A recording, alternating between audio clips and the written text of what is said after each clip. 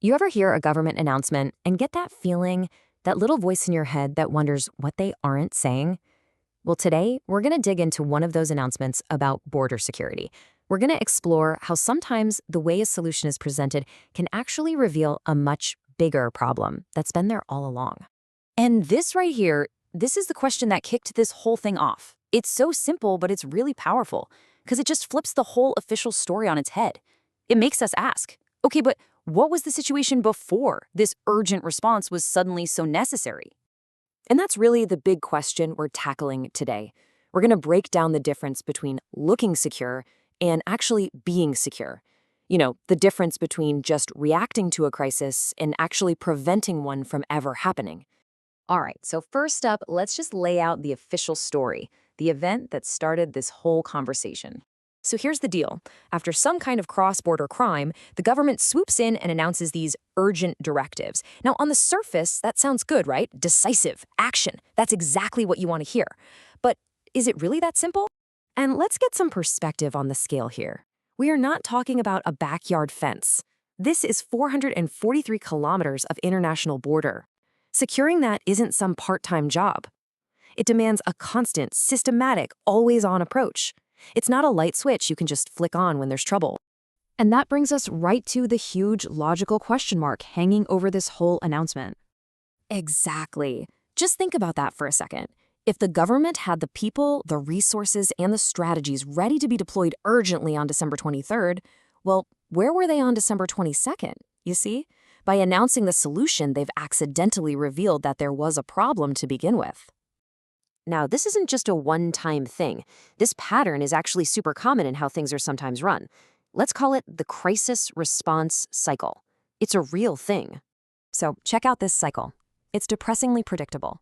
First, an incident happens, right? A weakness gets exposed. Then the public gets mad, the media's all over it, and suddenly you see a flurry of activity. You got urgent meetings, press conferences, big promises. It's what you might call security theater. But then, after a few weeks, the cameras move on, and things kind of quietly go back to the way they were before, which, of course, leaves the door wide open for the next incident, and the cycle is just waiting to start all over again. So what we're really looking at here isn't preventative security at all. It's a totally different philosophy, governing by reaction. This slide just lays it out perfectly. On one hand, you have reactive security. It's loud, it's very visible, and it's all about damage control after the fact. On the other hand, you have preventive security. This one's quiet, it's continuous, and its success is measured by the crises that never even happen. And let's be honest, good governance should always be aiming to live on the right side of this slide. And the best proof that this was all reactive and not preventive, you're not going to believe it, it comes from the government's own mouth. And there it is. That's the admission right there. The statement itself confirms that the security presence is, in fact, thin at times. He's basically saying that gaps exist, and that's exactly when criminals exploit them.